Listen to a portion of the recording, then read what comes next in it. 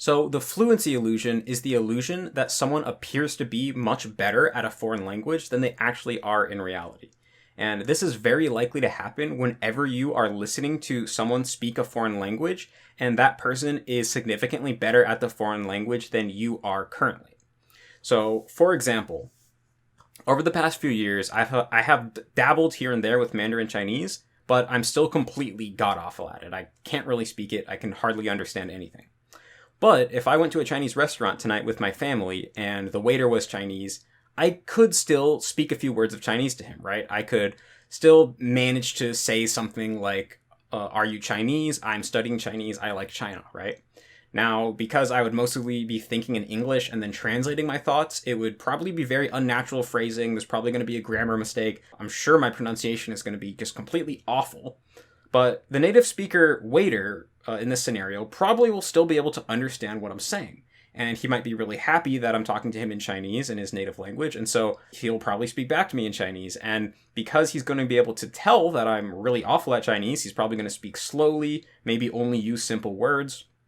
And just due to me being able to also guess what he's likely to be saying right now, I might be able to pick up roughly what he's trying to say. And then I could say something back. And we might be able to have a little bit of an exchange. Now, if there was another person studying Chinese in the room and they were listening to me have this little exchange with the waiter, if this person was at a pretty high level of Chinese, they would be able to tell that I totally suck at Chinese. They'd be able to tell, oh, wow, his grammar is completely wrong. It's really unnatural. His pronunciation is so bad, it's hard to tell what he's saying. And, he would be able to accurately ascertain my current level of ability. But on the other hand, my family, who doesn't know anything about Chinese, to them, I might appear to be totally fluent because subconsciously, what they're going to be judging my Chinese off of, because they don't actually know any Chinese, they're going to be judging me off of, do I seem to be struggling or do I seem to be able to speak with ease? Do I seem to be understanding what the person is saying to me? Does the person who I'm talking to seem to be understanding what I am saying?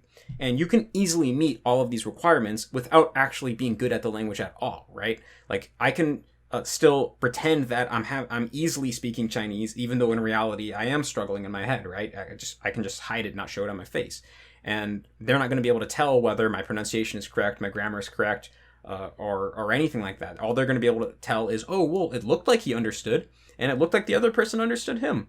They might just assume that I'm actually quite fluent in Chinese. I can just see my mom tonight, or see my mom going home that night, calling her friend and being like, wow, did you know that my son is totally fluent in Japanese and Chinese? Blah, blah, blah, blah, blah. But the reality is that I totally suck. So basically the idea here is that if you don't speak a language, you really can't tell how good someone else is at that language. And it might really appear that they are much better than they really are. And this doesn't just apply to when you are a complete beginner in a language. It can even apply at higher levels. Like, for example, I remember a few years ago when I was still quite fluent in Japanese. I could understand almost anything. I could express myself quite easily, but I was at a lower level than I am currently. I remember there were some foreign speakers of Japanese who I would listen to, and when I closed my eyes, they really sounded like they were Japanese to me. They sounded totally perfect.